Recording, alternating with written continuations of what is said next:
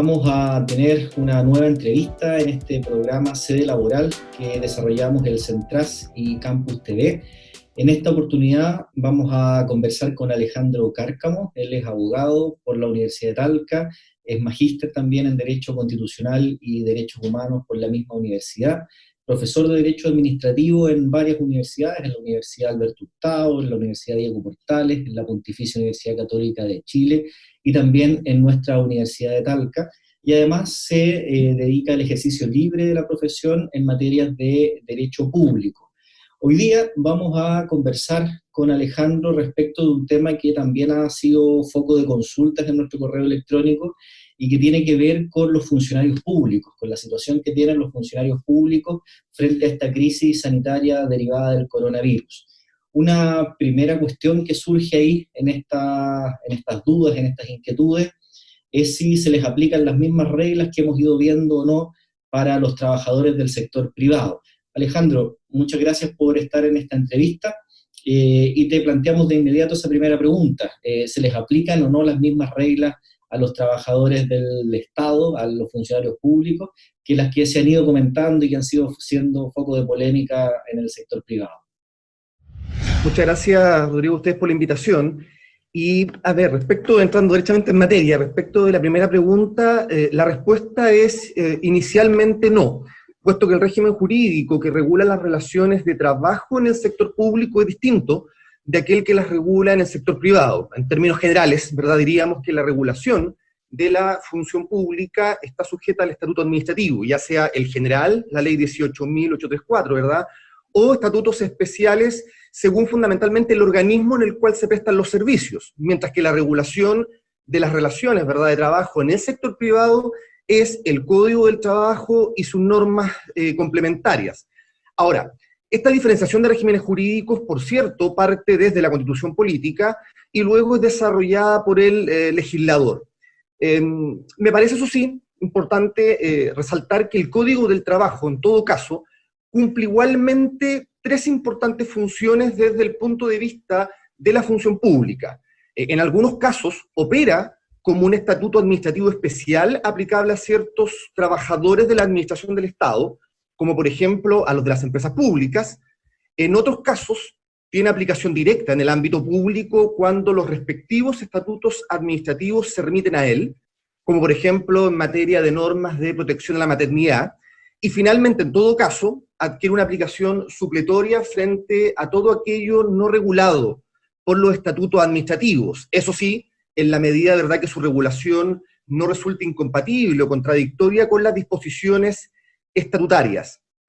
Y lo último que quizá me parece importante destacar o precisar es que dentro de este régimen jurídico aplicable a los servidores públicos hay que distinguir entre los funcionarios de planta, los cuales están sometidos íntegramente a la carrera funcionaria, aplicándose entonces todas las normas del estatuto administrativo a su respecto. Por otro lado, los funcionarios a contrata, que son aquellos eminentemente transitorios, a los cuales si bien se les aplican las normas estatutarias, no están sujetos a carrera funcionaria. Y por lo tanto, entonces, hay dos reglas básicas que no les son aplicables, como lo es el derecho a la función o a la estabilidad en el cargo, y el derecho a la promoción o ascenso.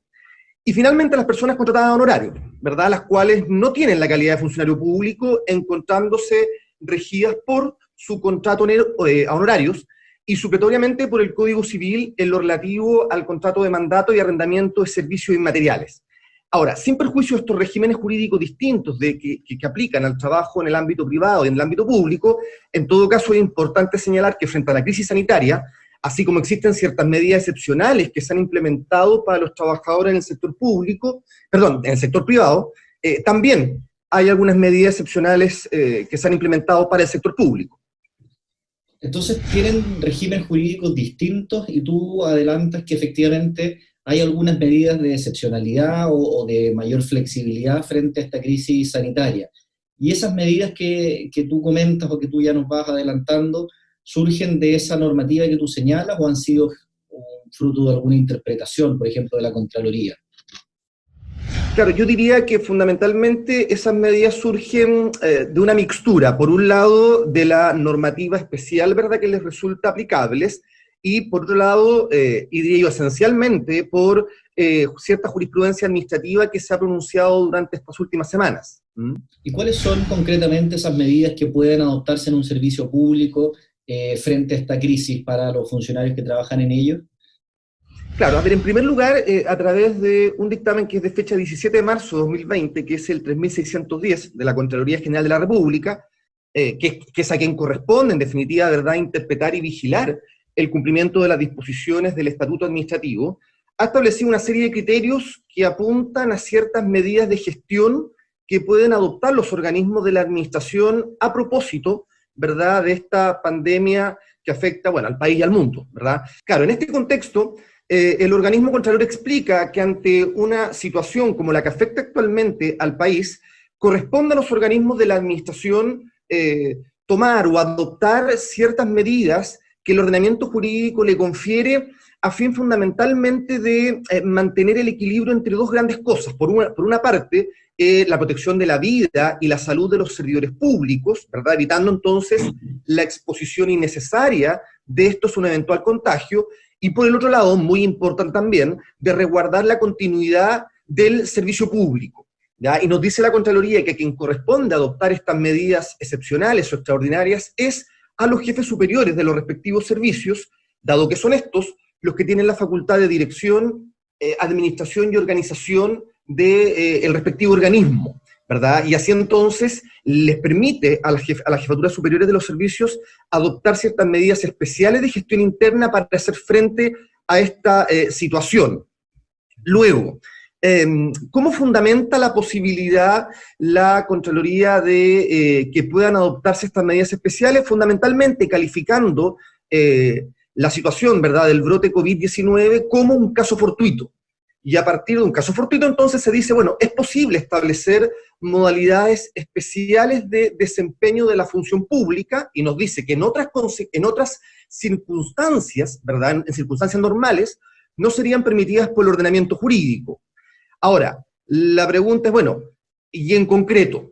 ¿verdad?, en concreto, ¿qué medidas pueden adoptar los jefes superiores de los organismos de la administración? Y ahí la Contraloría distingue, porque nos dice, respecto de aquellos servidores públicos que puedan desempeñar sus funciones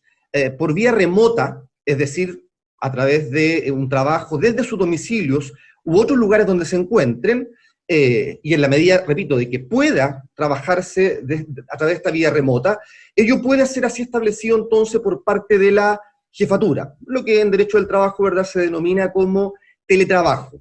Esta regla puede ser aplicada tanto para el personal de planta, a contrata, como personas contratadas a honorarios, ¿verdad? Ahora, respecto del control del trabajo de estos funcionarios que puedan, ¿verdad?, desarrollar teletrabajo por instrucción de la jefatura, se establece que la misma jefatura puede establecer ciertos mecanismos de control de eficiencia, eficacia, legalidad y de mérito de dichas labores remotas realizadas, ¿ya? Ahora, lo que sí en todo caso, señala la Contraloría y vale la pena destacarlo, es que trabajando en estas condiciones no es posible desarrollar funciones en jornada extraordinaria. Y la Contraloría lo dice textual, dice, bueno, porque no es posible, no es admisible jurídicamente que puedan realizar trabajos extraordinarios, dado que están prestando sus funciones fuera del lugar de trabajo y sin sujeción a las medidas de control regulares u ordinarias, ¿verdad?, que se aplican en una situación de normalidad. Entonces tenemos esta primera categoría de servidores públicos que podrían desempeñar sus labores remotas, y eso puede así determinarlo entonces la jefatura. Luego, nos dice la Contraloría, también respecto de aquellos servidores que ejercen tareas ahora que no resultan compatibles con esta modalidad de trabajo vía remota, ¿verdad?, pero cuya presencia no resulta indispensable en las dependencias del servicio, y diríamos que no será indispensable en la medida de que no afecte la continuidad, regularidad y permanencia del servicio, y que con ello, lógicamente, no se cause un grave daño a la comunidad. En estos casos, el jefe de servicio puede igualmente establecer la no asistencia de dicho personal, con el objeto, evidentemente, de evitar la propagación del virus que nos afecta, eximiéndolos del deber de asistencia, nuevamente, al amparo del instituto del caso fortuito, asistiéndoles, por cierto, entonces, el derecho de igualmente recibir o percibir remuneración pese a no encontrarse prestando funciones. Y la pregunta es ¿por qué? Bueno, porque expresamente, por ejemplo, el artículo 72 de la ley 18.834 y el artículo 69 de la ley 18.883, que son los dos grandes estatutos, ¿verdad?, de mayor aplicación, establecen que frente a un caso fortuito por el cual un funcionario no pueda prestar sus funciones, igualmente tiene derecho a percibir remuneración. Ahora, finalmente,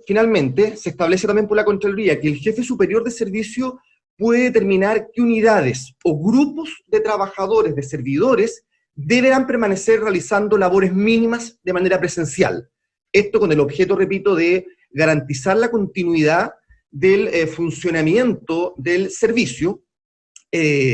precisándose en todo caso que estas funciones o estas labores deben ser las mínimas, es decir, no todas aquellas que la ley entrega al organismo, sino que aquellas mínimas necesarias para mantener, diríamos, la satisfacción de necesidades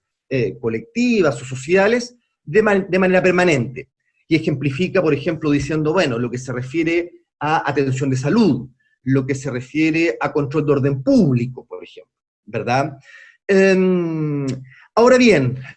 finalmente, cualquiera de estas medidas, ya sea el implementar medida a través de teletrabajo, ya sea el exceptuar de asistencia y ni siquiera en el fondo establecer medidas de teletrabajo, ¿verdad?, de ciertos trabajadores sin perjuicio de lo cual se les pueda seguir pagando, o ya sea establecer qué grupos de trabajadores o unidades deben continuar prestando servicios de manera presencial. Cualquiera de estas decisiones debe ser adoptada a través de un acto administrativo fundado, ¿ya? Un acto administrativo fundado en el que se debe explicitar la modalidad que se adopta y con una finalidad muy importante, la dictación del acto y el que se contenga en él los motivos es tremendamente relevante, puesto que permite y facilita el control de las decisiones que se adopten en esta situación de crisis, las cuales deben respetar, por cierto, el principio de igualdad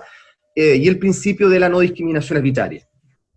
Alejandro, entonces la situación que tú nos comentas respecto de los funcionarios públicos en estos casos de crisis sanitaria es sustancialmente distinta a la que están viviendo los trabajadores del sector privado, donde efectivamente, frente al mismo suceso, la Dirección del Trabajo ha dicho que sí se puede suspender esa relación laboral con suspensión de remuneraciones. En este caso tú nos comentas que el criterio de la Contraloría es el inverso, se mantiene la remuneración por estas normas que tú nos has señalado. Pero eso aplica también, Alejandro, a los trabajadores honorarios del Estado, que parecieran ser los que están en la línea más precaria de esta estructura o de este aparataje estatal. Es decir, si están en el supuesto que tú nos comentas de que no puedan derechamente cumplir sus labores de forma remota y derechamente no se pueda prestar ese servicio que se les contrató, ¿van a recibir su pago de honorario de todas formas o hay una regla distinta para ellos?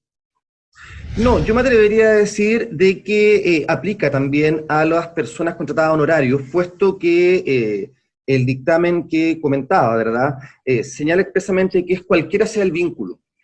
Habla de servidores públicos y especifica cualquiera sea el vínculo, y bajo la concepción de servidores públicos, la Contraloría ha entendido desde siempre, no solamente incluido al personal de planta y al personal a contrata, sino que también a las personas contratadas a honorarios, que si bien no son funcionarios públicos, sí son servidores públicos, y por lo tanto también aplicaría para ellos. Y otra figura que se da también en la administración del Estado es la subcontratación de algunos servicios, es decir, prestan servicios al Estado algunas empresas contratistas y subcontratistas. ¿Hay alguna norma que prevea o algún criterio de la Contraloría que prevea la situación de esos trabajadores en estos casos? Claro, sí. A ver, en primer lugar, respecto de los trabajadores de las empresas contratistas que prestan servicio al Estado, me atrevería a decir que ellos se encuentran hoy día exactamente en la misma posición que tenían antes de esta situación de crisis, puesto que ellos, bueno, en su relación, ¿verdad?, con su empleador, que es el contratista o subcontratista, están regidos por el Código del Trabajo, y el respectivo organismo administrativo para el cual prestan servicios, ¿verdad?, en virtud del subcontrato, que pasaría a ser la empresa principal, es subsidiaria o, en su caso, ¿verdad?, solidariamente responsable, según corresponda, del pago de las obligaciones laborales y previsionales. Esto se mantiene plenamente. Recordemos que esto surge a partir de un criterio jurisprudencial de la cuarta sala de la Corte Suprema que se ha mantenido con el tiempo, ¿verdad? El poder calificar al Estado como empresa y a partir de ello hacer aplicable las normas laborales, ¿verdad?, en régimen de subcontratación. Y la verdad es que eso hoy día se mantiene incólume. Ahora, ¿qué factor o qué elemento, ¿verdad?, incorpora la jurisprudencia administrativa a este respecto? En otro dictamen, que es posterior al que anteriormente señalaba, que es el 6.854 del año 2020, de fecha 25 de marzo en concreto, la Contraloría ha señalado que resulta procedente, en lo inmediato al menos, el pago por parte de los organismos de la administración pública de aquellos servicios permanentes, como por ejemplo aseo, mantención de jardines, guardias de seguridad, que no han podido prestarse producto del cierre de oficinas públicas, ¿verdad?, ante la situación producida. Ahora, siempre y cuando el proveedor de la administración acredite que se mantiene pagando las remuneraciones y cotizaciones de sus trabajadores, lo que implica desde esa perspectiva una protección jurídica para los contratistas y subcontratistas de la administración y con ello para los trabajadores de los mismos, ¿ya? Ahora, los presupuestos, ¿verdad?, que habilitarían a la administración para seguir pagando por estos, diría, servicios externalizados prestados por empresas fundamentalmente privadas, ¿verdad?, son dos. Por un lado, ya lo dije, que el proveedor acredite el cumplimiento del pago de las remuneraciones y de las obligaciones de seguridad social de sus trabajadores, y por cierto también que los proveedores mantengan vigentes, ¿verdad?, los contratos de los trabajadores adscritos al respectivo acuerdo de voluntades, dado que de lo contrario, ¿verdad?, esto podría dar pie para que el particular, en definitiva, yo digo el proveedor, ¿verdad?, del respectivo servicio, por ejemplo, desvincule al personal y pese a eso igualmente la administración siga pagando, ¿ya? Ahora, este pronunciamiento igualmente introduce algunos matices, o sea, reconoce que por este caso fortuito, ¿verdad?, es la administración la que de alguna manera, tras adoptar la decisión de cierre, impide que se puedan prestar estos servicios, ¿verdad?, en régimen de subcontratación y por lo tanto en lo inmediato, dice la Contraloría, deben seguirse pagando a los proveedores. Ello no quita, eso sí, y aquí viene una suerte de relativización del criterio, no quita de que la administración, en virtud de las potestades exorbitantes que se le entregan, ¿verdad?, en materia de contratación administrativa, pueda en el futuro modificar los alcances de estos contratos e incluso, dice la Contraloría, por motivos de interés general dejarlos sin efecto, ¿verdad? Pero hay un margen de discrecionalidad en definitiva que debe apreciar cada organismo. Ahora, la Contraloría dice, en lo inmediato siga pagando. En el futuro mediato, ¿verdad?, analice si es posible modificar esos contratos o incluso en su caso ponerles término. Alejandro, tú nos vienes comentando una situación de protección de los funcionarios públicos en cualquiera de sus categorías frente a esta crisis y como bien lo señalas ahora tú en tu última respuesta, en una situación actual. Ahora, lo que es claro es que esta pandemia va a generar una crisis económica de proporciones, no solo en nuestro país, sino que en el mundo. Por lo tanto, si bien hoy día se está planteando una protección respecto del empleo público, cabe pensar también en qué va a pasar en el futuro. Sabemos que muchas de estas relaciones jurídicas dependen también de partidas presupuestarias, por lo tanto, uno ya empieza a mirar qué va a pasar en el próximo año o en un próximo ejercicio. Por lo tanto, ahí hay una propuesta, una sugerencia que se ha planteado por algunas redes sociales, de que podría ser también que los funcionarios públicos hicieran un esfuerzo para superar esa crisis y se pudiera plantear derechamente una rebaja en las remuneraciones de ciertos funcionarios públicos con mejores ingresos. Entonces, la pregunta ahora es proyectiva y de valoración, si se quiere, en los términos de pensar si ello es viable jurídicamente, podría plantearse esa cuestión, y qué opinas tú respecto de esa propuesta. Claro, bueno, efectivamente ello es plenamente posible. No obstante, para que se materialice se hace necesario efectuar una reforma legal, puesto que las remuneraciones de los funcionarios públicos, incluidos aquellos, ¿verdad?, con mejores ingresos, están determinadas por ley. En ese sentido, entonces, se requeriría, por mensaje presidencial, además, porque estamos frente a una materia de ley que es de iniciativa exclusiva del presidente de la República, según el artículo 65, inciso cuarto, número 4 de la Constitución, iniciar entonces la tramitación de un proyecto de ley ingresado, ¿verdad?, al Congreso Nacional. Así entonces, me parece que no basta ni es suficiente un simple compromiso de palabra o por escrito de aquellos servidores públicos que reciben las más altas remuneraciones en cuanto a rebajarse transitoriamente aquellas. Insisto, se requeriría de una ley, ya sea que permanentemente o transitoriamente, ¿verdad?, frente a la situación de excepción que estamos viviendo, según cómo se define, disminuyan sus ingresos. En cuanto a mi opinión sobre esta medida, claro, eso implica un juicio valorativo. Considero en lo personal que es una decisión de política pública, que debe ser adoptada previa deliberación democrática por los poderes colegisladores. Estoy pensando, ¿verdad?, en el presidente de la República y en el Congreso Nacional. Ahora bien, sin lugar a dudas, la adopción de una medida como esta sería un importante gesto político-jurídico que impactaría positivamente en la ciudadanía y que lógicamente favorecería las disminuidas arcas fiscales en estos momentos de crisis.